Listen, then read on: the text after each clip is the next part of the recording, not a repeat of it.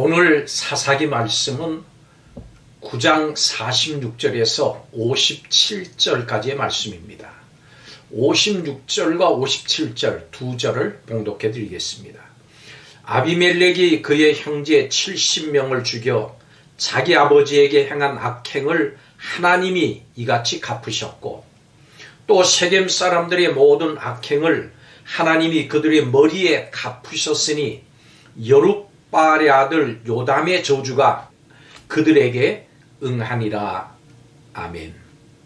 여러분 인생의 주인은 누구입니까? 오늘 말씀, 스스로 자기 인생의 주인이 돼서 헛된 영광을 쫓는 사람들의 이야기를 통해서 우리의 진정한 주인이 누구시고 우리가 어찌해야 할지에 대해서 하나님의 음성을 들으시기를 바랍니다. 첫째로, 인생은 오직 하나님 안에서만 안전합니다. 세겜 사람들은 아비멜렉의 공격을 피해서 신전의 보루에 숨었습니다. 세겜 사람들은 자신들이 섬기는 신을 섬겨놓은 신전에 있는 땅밑 피난처로 몸을 숨겼지만 결국 불에 다 타 죽고 말았습니다. 우상을 섬기면서 그것이 자신들의 안전을 지켜줄 것이라고 생각했던 세겜 사람들처럼 지금도 이와 같이 착각 속에 살아가는 사람들이 있습니다. 세상의 어떠한 재력, 명예, 권력도 결코 우리 인생을 안전하게 보호해 줄 수는 없습니다. 그것들은 다 마치 바람에 나는 겨와 같습니다. 그렇다면 누가 우리의 안전을 지켜줄 수 있습니까? 바로 하나님밖에는 안 계십니다. 하나님은 우리의 반석이시고 요새시고 우리가 피할 바위시기 때문입니다. 오직 우리의 목자 되신 하나님만이 우리를 안전하게 보호하실 수 있습니다. 두 번째로, 인생은 오직 하나님 안에서만 존귀합니다. 하나님께서는 이스라엘의 왕으로 계셨지만 아비멜렉은 하나님을 대신해서 스스로 이스라엘의 왕이 되려 했습니다. 그런데 왕이 된 자신을 배신한 세겜 사람들을 진멸시켰습니다. 그곳으로도 모자라서 세겜의 위성 도시인 데베스 성을 공격하러 갔습니다. 그러다가 한 여인이 던진 맷돌에 맞아 수치스러운 죽음을 맞이하게 됐습니다. 하나님을 대신해서 스스로 인생의 주인이 되려고 하는 자의 최후는 이렇게 비참합니다. 왜냐하면 자신이 인생의 주인이 돼서 자신의 힘으로 자신의 영광을 위해 살아가는 것은 하나님을 대적해서 자신의 바벨탑을 쌓는 것이기 때문입니다. 우리가 오직 하나님의 주되심을 인정을 하고 그분의 영광을 위해 살 때 비로소 그 안에서 참된 영광과 존귀로 면류관을 쓰게 될 것입니다. 세 번째, 마지막으로, 인생은 오직 하나님 안에서만 소망을 품을 수 있습니다. 하나님은 아비멜렉과 세겜 사람들 모두를 그들이 범한 악행에 따라서 심판하셨습니다. 이렇게 하나님은 우리가 각자 행한 선악에 보응하시는 하나님이십니다.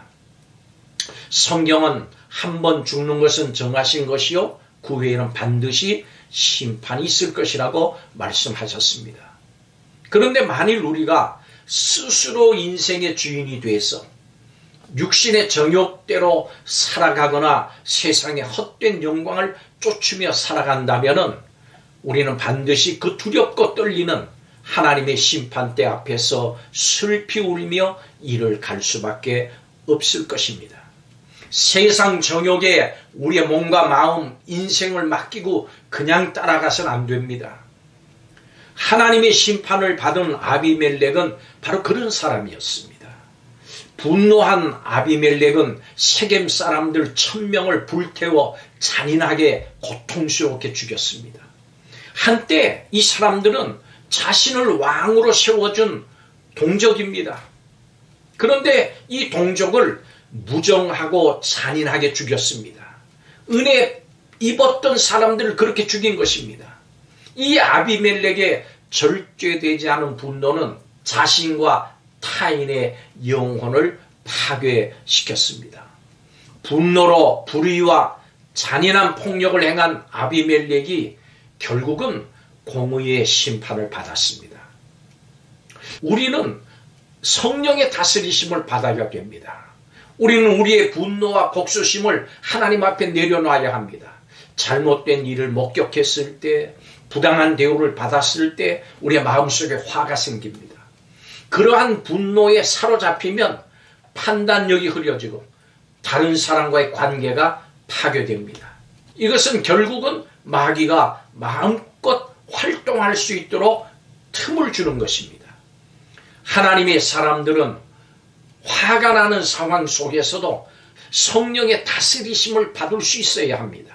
이것을 위해서 우리는 성령의 충만함을 늘 받아야 됩니다. 이 성령의 충만이라고 하는 것이 무엇입니까? 모든 생활 가운데 성령의 다스리심과 인도하심을 받는 삶 생활을 하는 것입니다.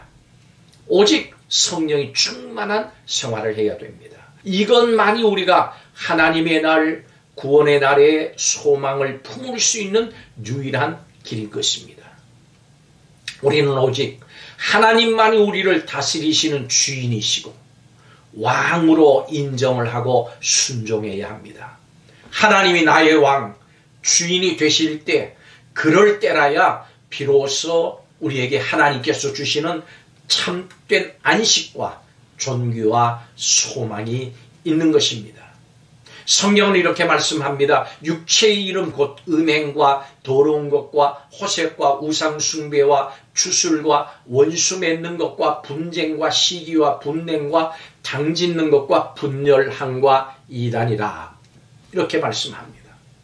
이런 사람들은 하나님 나라를 유업으로 받지 못한다고 했습니다.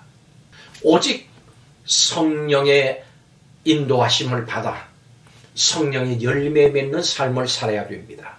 성령의 열매는 사랑과 희락과 화평과 오래 참음과 자비와 양선과 충성과 온유와 절제니. 기도하겠습니다. 악행을 갚으시고 저주를 응하게 하시는 하나님 앞에 경외심으로 무릎을 꿇고 머리를 숙입니다. 악한 일을 아무렇지 않게 하면서도 떵떵거리는 사람들을 하나님께서 반드시 공의로 심판하실 것을 믿습니다. 분노, 회방, 시기, 분냄, 폭력을 합리화하지 않고 예수님의 십자가 앞에 가져갈 수 있도록 하여 주옵소서. 이를 위해서 성령의 충만한 삶을 날마다 살아가게 하여 주옵소서.